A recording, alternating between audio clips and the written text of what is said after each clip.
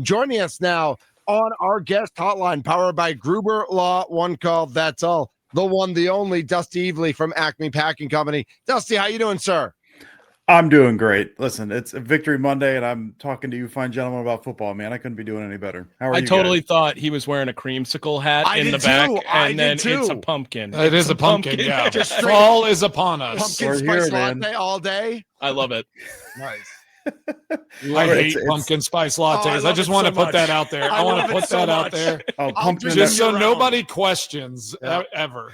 pumpkin and everything. Put pumpkin in everything. Oh, man. gosh. Yes. Yeah.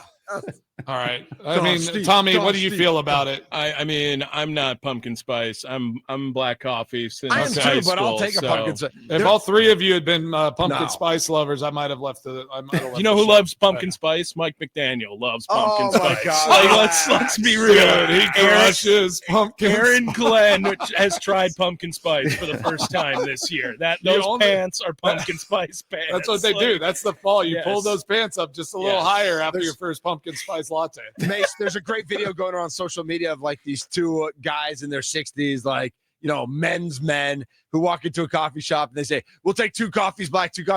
And then he slips a note to the barista and it says 2 pumpkin spice lattes. Yeah, please." exactly. But he can't say it exactly. out loud. So Can't do it. I wish that was how I was, but I'm for real. I you, do not just don't yeah. like them. I don't like Yeah, them. that's legit. Yeah. That's all right.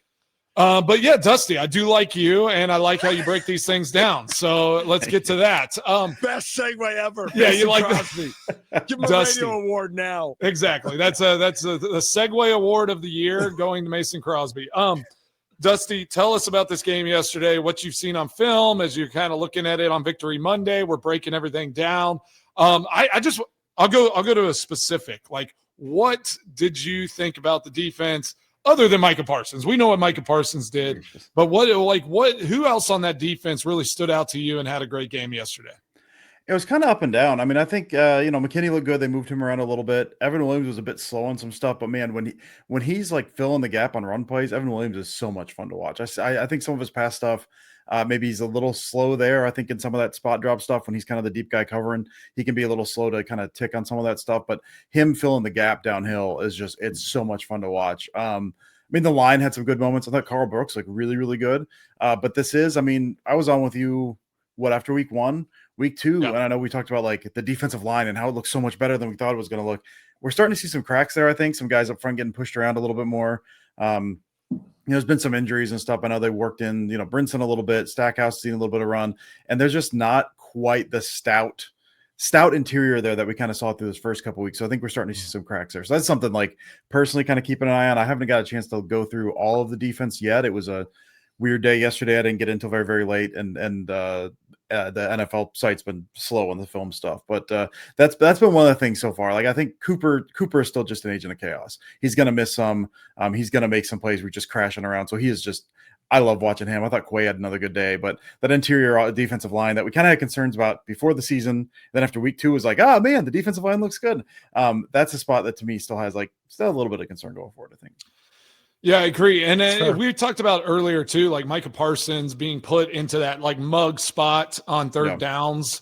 Especially it seemed like this game even more so. I don't know if that was with Van Ness out or just what they saw and what they're trying to do. Obviously, he's like an instant pressure in the middle of those in that offensive line.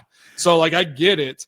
But then it also, it frees up Quay Walker, frees up Rashawn Gary. There were 6 sacks yesterday, which is insane. What do you foresee them doing kind of moving forward with that? If Van Ness is having a little longer, out with this injury, especially going against a savvy quarterback like Aaron Rodgers coming up this week, with what you saw last game, like, do you see that same plan moving forward, or do you see him making some adjustments? I could see kind of like the same plan with some adjustments. I mean, one of the biggest quarterbacks I've given the Packers issues so far this year, and Brissett hit some just outstanding throws down the field. But one of the biggest trends so far this year has been guys getting the ball out of their hands quickly on some of those slants, some of the short stuff, and like that's what we know Rodgers wants to do. I mean, he's always been very good quick game, but this year specifically, he's just been getting out of the ball out of his hand really, really quick. So I think having him in that kind of mug spot where you can kind of drop, where you can do some different stuff, I could see this is not something they've done a lot of. Like a lot of the zone blitz stuff, and you're dropping those defensive linemen off the line to take away some of the quick stuff. I wouldn't be shocked if we see some of that worked in maybe a little bit more. Not so much like the mug and drop, just as much as replacement kind of stuff. And Rodgers is so good at that. Like he can still beat you there anyway, but kind of taking away the quick stuff over the middle. I think having Parsons as that mugger over the center, I think is a way you can drop Carl Brooks off the line from the middle if you've got if you've got kind of a twist off the middle, some of that stuff. So I'd be curious to see if they work that in a little bit more. I mean, Crosby was one of those guys. Instant pressure in the middle, instant pressure everywhere. That guy was everywhere yesterday. Jonah Williams just could not do anything against him. But we talked about, I think, early in the season with probably be a little simpler, and then as he goes on, they probably work in some of the mug stuff. I think we're starting to see that. So I think that's going to be part of their plan. And I think against Rodgers, if you can get to some more of that kind of zone stuff, and you're dropping someone off the line, but you got a twist inside with Parsons, I think that's a way you can attack the Steelers team. I would love to see Micah drop into coverage a couple times, honestly, because I don't want my boy Aaron to have a rough night necessarily. Just, love the guy, but that is probably his Achilles heel. Like there were some years where those were the only interceptions he threw, right? Where a linebacker would show blitz or be in a spot that he didn't recognize him, and then he'd drop underneath a quick hit route, right? So I'm sure Hafley has all that film. He's going to be diving in deep. I cannot wait for this upcoming week. But I do want to shift to offensive side of the ball while we have you. Yep. And, and we talked about, a lot of the issues, some of the things that were going on. Tucker Kraft had some comments about getting to the details, doing some of that work. Yeah. What did you see anything in particular that, just kind of led to some weird 3 and outs in that game that they haven't had? It feels like they haven't had a ton of 3 and outs. And some of the drives too, they were having to convert third downs a lot, fourth downs a lot. Like it was a tough sledding. So what did you see on the offensive side of the ball yesterday? That might have been a little different than what they've done throughout the course of the season. Yeah, I mean, up front, they kind of had some issues. I know Banks kind of missed some, and he got some free rushers, and that kind of messed with some of the line stuff there. I think Jordan Morgan had a pretty good day, but up front, I think they did fairly well, but they let some guys through a handful of times. And then there were just some of those third downs. I know there was one that was just hadn't seen it in a while. Guys running into each other. It was like they ran a lot of quick game in this game, like a ton of. They ran stick, the 2 little 5-yard outs to it. I think they ran that 3 times all season. They ran it 8 times this game. I think that was one of the plans, was just get the ball out quick. We're going out there. I think the Cardinals were 9th in the league, giving up yards after the catch coming into this game. I think when in question, they play that funky defense. We're getting the ball out quick to the perimeter, and you've got to be on it when you're running quick game. That stuff's got to be 3 steps out. And there was at least one instance where Golden and Williams kind of ran the same route, but they're kind of bending into each other. So they got to the break and they're both just kind of hit each other, and that threw it off. And I think that was a third down, and Love wanted to go there and it wasn't open. And I can't remember what play that was. I think it ended up being incomplete. I think he had to come back to Kraft late, and that's the one that kind of hit the dirt 5 yards in front of him or something. Yeah. Pressure in his face at that point.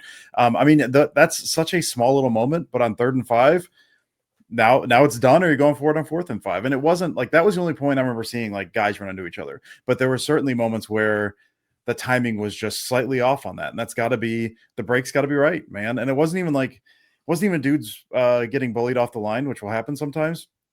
Just the break point was maybe a yard further than it was supposed to be. So Love's ready to throw, and he's got to pat the ball instead of releasing that. So some of the details on that stuff, I think we saw a little bit more, but I don't, it's one of those things where I was going to say a loss. This wasn't a loss. This was a relatively close win. But are there anything here that portends failure going forward? And since they run so little quick game like that, I don't think that's a major issue going forward. But since they leaned on it so heavily here, I think those details meant a little bit more in this game, and they weren't quite there.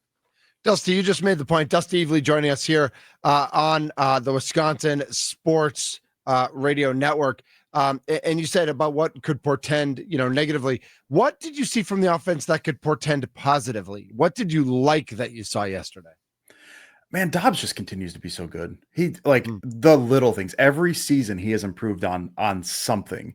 And this year it's been the hands catch has been a little better. He had I think it was like a deep curl on a 3rd and 7 or something, a 3rd and long, that he just a little bit came back to the ball, reached his hands out. They couldn't get it, and he came back to it. And he's always been a little iffy with his hands, but he's been really good there. I think that's been good. I think how they've used Kraft, a lot of kind of 2 tight end sets, kind of the chip release stuff, Kraft's feel for zone, Kraft's feel for following his blockers, I think has been really, really good, like in terms of that short stuff. And I mean, the biggest one to me, I think just Golden getting more and more comfortable in this offense. I think the offensive line, I think is going to be a little bit of a question in terms of, I don't think they can do what they want to do in the run game. So that's going to be a little iffy, I think.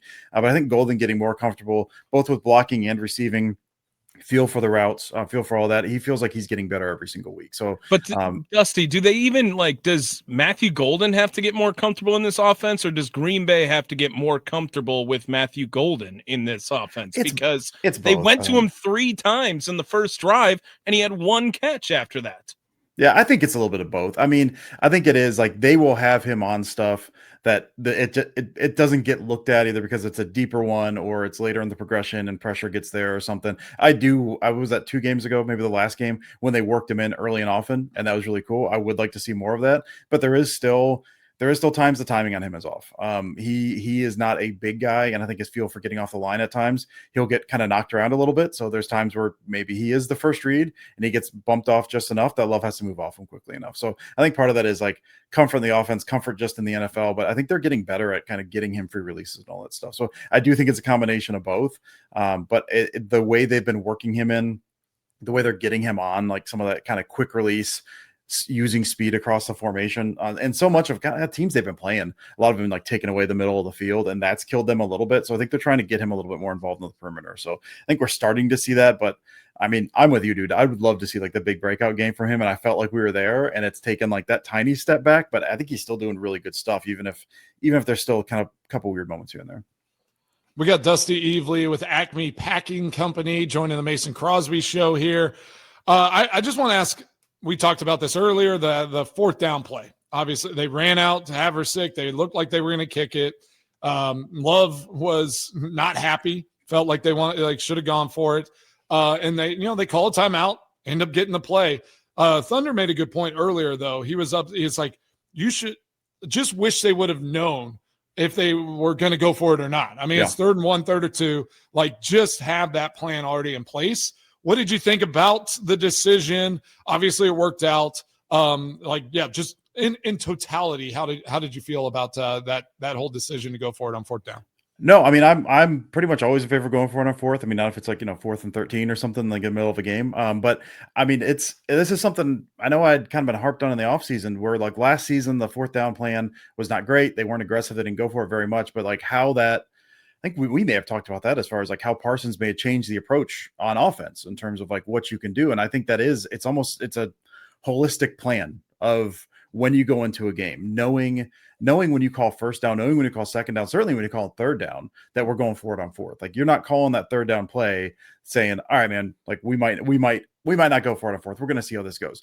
You're calling 3rd down plays to go for it on 4th or not. So ultimately, I like the decision to go for it. I don't like burning a timeout and then having I'm of 2 minds about it, because I do like, if you're going to do it, I like being able to talk about it, think about it, go through it.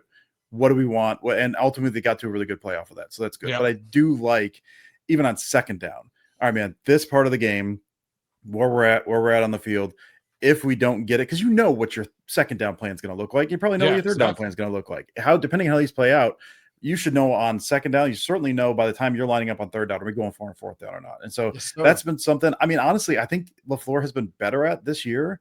This was a weird moment. I don't know what that was, but I think you need to go into that. That's an overall plan, and it wasn't there. I like that they made the right decision eventually, but I would like if they kind of had that in the pocket already. Dusty Evely, Acme Packing Company, joining us on this Victory Monday, Winning Monday, Breaking Things Down Monday, Everything Monday. If Detroit beats Tampa tonight, Monday, it means the Packers are the 1 seed in the NFC Monday. Let's go. Dusty, thank you so much for jumping on today. Appreciate you, fellas. Thanks for having me. Thanks, absolutely.